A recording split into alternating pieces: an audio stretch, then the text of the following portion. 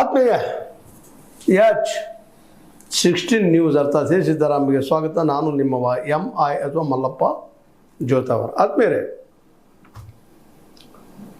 ನಾವು ಈಗಾಗಲೇ ಸಾಕಷ್ಟು ರೈತರ ಸಲುವಾಗಿ ದಿನನಿತ್ಯ ಮಾತ್ರ ಪ್ರಯತ್ನ ಮಾಡ್ತಾ ಇದ್ದೀವಿ.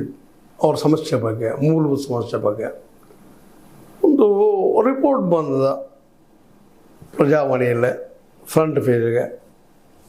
ಭತ್ತಕ್ಕೆ MSPಗಿಂತಲೂ ಹೆಚ್ಚು ಬೆಲೆ ಅನ್ನುವಂಥ ಟೈಟಲ್ದಲ್ಲಿ ಇದು ನಾನು ವಾದ ಮಾಡುತ್ತಿರುವಂತಹ ಒಂದು ವಿಷಯಕ್ಕೆ ಒಂದು ಪುಷ್ಟಿ ಕೊಡುವಂಥದ್ದು.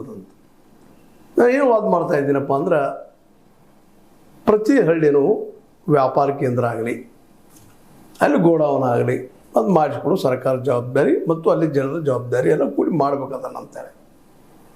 ಹೌದು, ಒಳ್ಳೆ ರೆಸ್ಪಾನ್ಸ್ ಅದ. ಅದಕ್ಕೆ ವಿಶೇಷ ನಿಮ್ಗೆ ಗೊತ್ತದ, ಭತ್ತದ ನಾಡು ರಾಯಚೂರ ಸುತ್ತಮುತ್ತ, ಗಂಗಾವತಿ, ಕಾರಟಗಿ, ಸಿಂಧನೂರು, ಶಿರಗೊಪ್ಪ, ಶಿವಮೊಗ್ಗ ಇವೆಲ್ಲ ಮಾರ್ಕೆಟ್ಗಳಿದ್ದಾವೆ.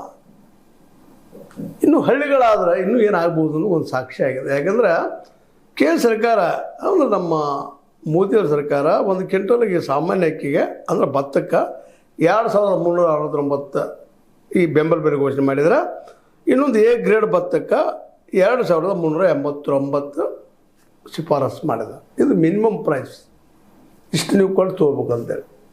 ಆದರೆ ಕಾನೂನಿಲ್ಲ, ನೀವು ಕೊಳ್ಬೋದು ಬಿಡ್ಬೋದು, ನಿಮಗೆ ಬಿಟ್ಟಂಥ ವಿಷಯ. ಕೊಂಡ್ರೆ ಇಷ್ಟು ಕೊಡ್ರಿ ಅಂತ ಹೇಳ್ತಾರೆ, ಆದರೆ ಕೊಳ್ಳುವ ಸಾಧ್ಯತೆ ಭಾಳ ಕಡಿಮೆ. ಎಲ್ಲ ಬೆಳೆಗಳಿಗೆ ಮಾತಾಡ್ತೀನಿ ಮಾತನ್ನು, ಬರೀ ಭತ್ತದ ಒಂದಲ್ಲ, ಇನ್ನುಳಿದ ಬೆಳೆಗಳಿಗೆ ಒಂದು ಘೋಷಣೆ ಮಾಡ್ತಿರ್ತದೆ. ಬೆಳೆ 24 ಬೆಳೆಗಳಿದ್ದಾವೆ, ಆ ಬೆಂಬಲ ಬೆಲೆ ನೀವು ತೊಗೊಳ್ಬೇಕಂತ ಕಾನೂನಿಲ್ಲ.